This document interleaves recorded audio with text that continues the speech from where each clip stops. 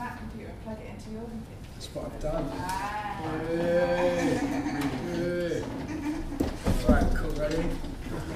Right, hello everyone, my name is David Gunner and I'm doing a presentation on sampling and the development of a sampler. First things first, what is a sampler? What is sampling even? Sampling is the act of capturing a small piece of existing music and reapplying it as a sample and an element of a new piece of music.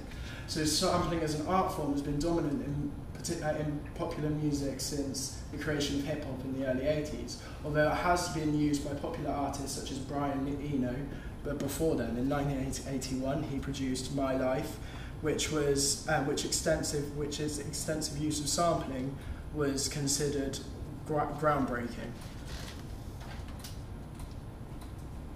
And I've got a little clip here.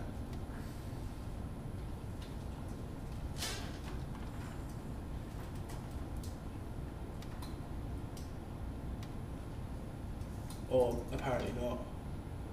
Refresh it. Yeah, Right hand side. Yeah. Yeah, it's because it's one big one. That's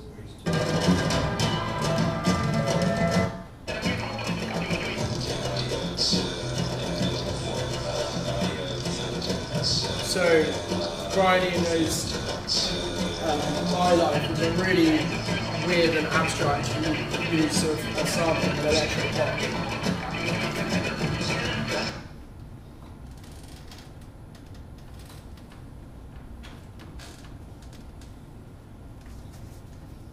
Sampling was developed by the musique concrète movement. The composers were in France and they were pioneered by Pierre Schaeffer.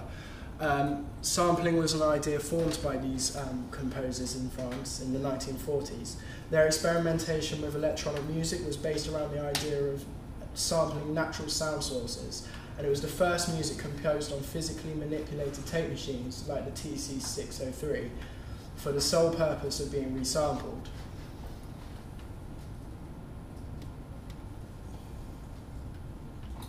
And again, I've got a clip of Pierre Schaeffer's Ouija board, which is a really weird abstract piece. He also did a piece, and I can't remember the name of it now, but it was all done. It was all about trains and like recorded train tracks, and it was the first piece using not only sampling but also tape delay.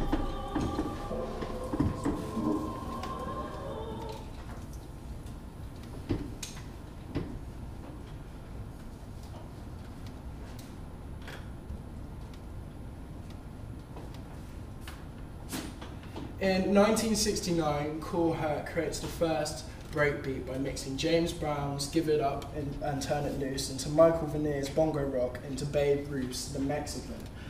Cool Herc noticed how people would dance more in breaks of songs, and he created what he called a break merry-go-round, or the first breakbeat, where he essentially would get the breakbeats and cue them with his mixer and just play one into the other into the other.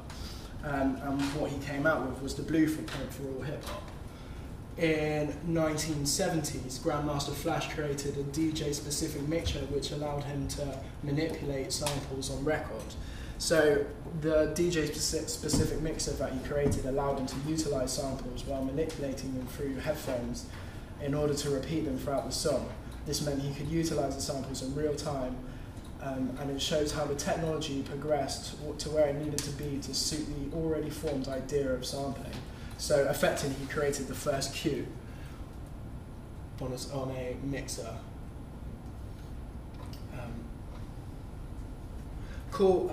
In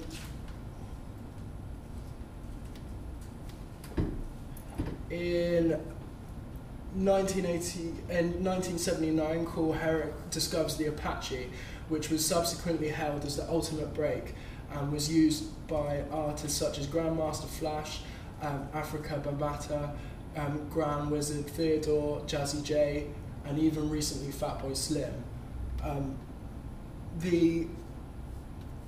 Cool Herc, when Cool Herc found Apache by The Shadows and played it for the first time, it was picked up and resampled by many DJs and arguably became the first defining sound of hip-hop. It was frequently used as a sample in the place of an instrument, which was a vital part of sampling in hip-hop. And I do have a song by the Sugar Hill Gang that I'm sure you all know, with this Apache sample.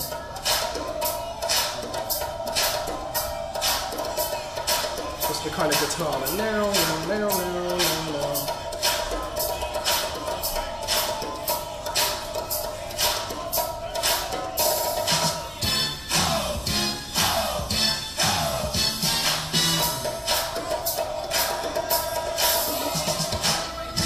So this bit.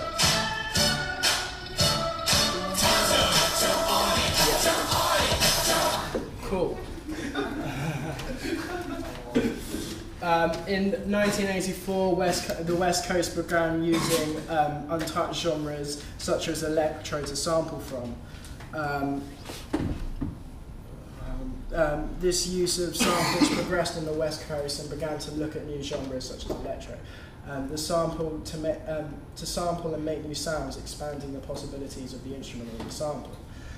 In 1989, De La Soul releases Free Fruit High and Rising, which is the first album to be primarily based on samples. Legal battles over sampling, it was the first one to be created primarily by samples and reached #1 in the hip hop Billboard charts.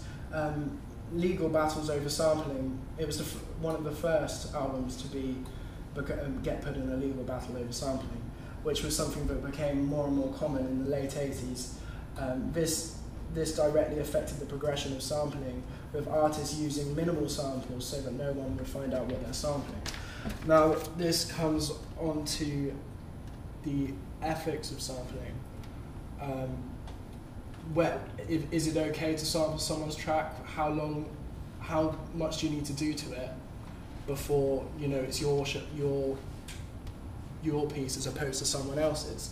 For instance, the Amon breakbeat, which was sampled from the Winston's Amon Brothers in 1969, has been resampled continuously in anything from 80s hip hop until modern day garage and drum and bass and jungle, and yet no royalties have ever been paid for the Amon breakbeat.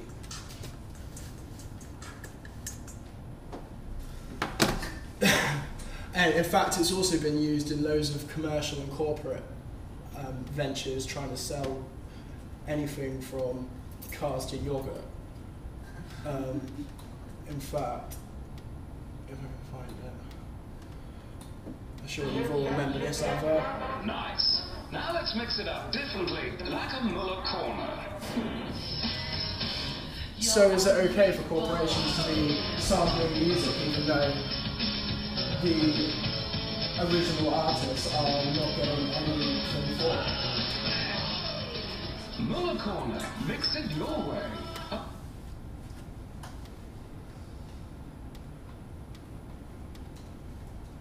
Okay.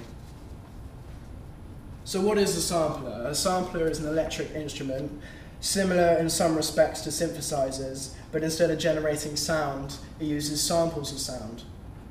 Because there are samples, because the samples are usually stored in digital memory, the information can be accessed quickly, and single samples can often be pitched to create scales or chords.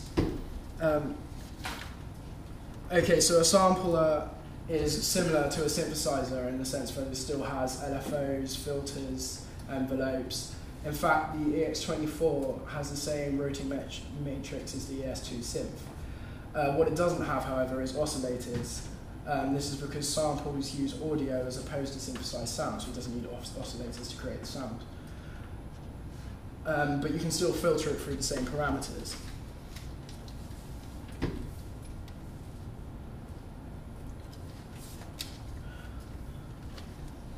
So how have samplers progressed? These unique instruments have been apparent in popular music since the late 60s, early 70s. The mellotron was one of the most successful and early models, famously used by the Beatles in Strawberry Fields, which I can show you, although I don't have much time, and we saw that last week in Mark's presentation, so I'm sure you can remember what it sounds like. 5 more minutes. Thank you.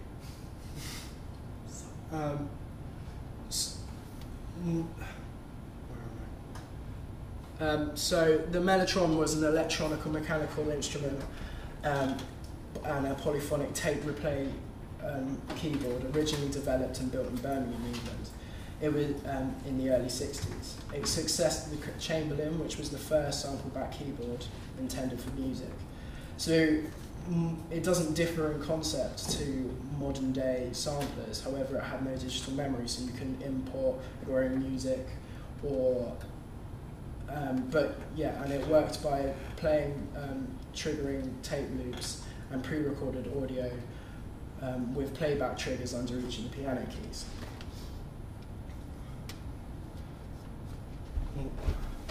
So now I will show you some techniques using the EX24 synth. I've got something prearranged here, which I can't see because my computer's gone massive for some reason. Okay, so this is my original sample, which is just a little bit of piano. And there's several different things that I've done with this. In this, I've pitched it up here.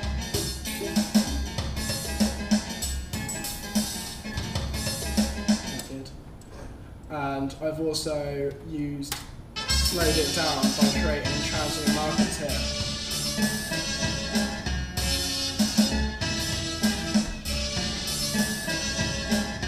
Right, and I'll show you the ways that I've done that. By clicking on it and converting to a new sampler track, you get the options of either creating zones from regions or from transient markers. Creating zones from regions means it will collect the whole of the region. And then by going into the synth, which I can't do because I can't see it,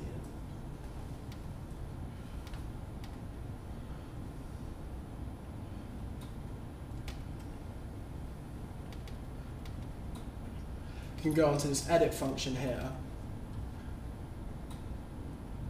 and drag it along the keyboard, as opposed to be able to correct it or pitch it up and down. You'll notice that it doesn't time shift at the same time. So what I've done,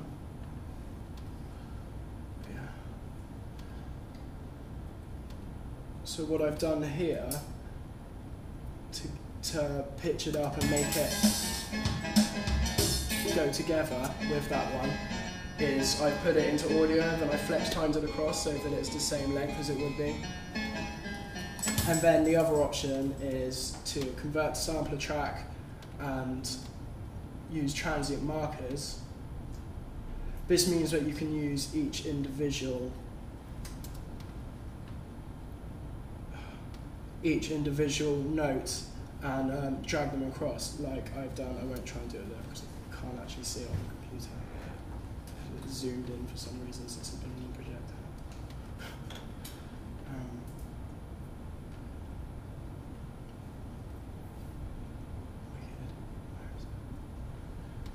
So using that, you can stretch out all of the transient markers and create something else with it, something like this.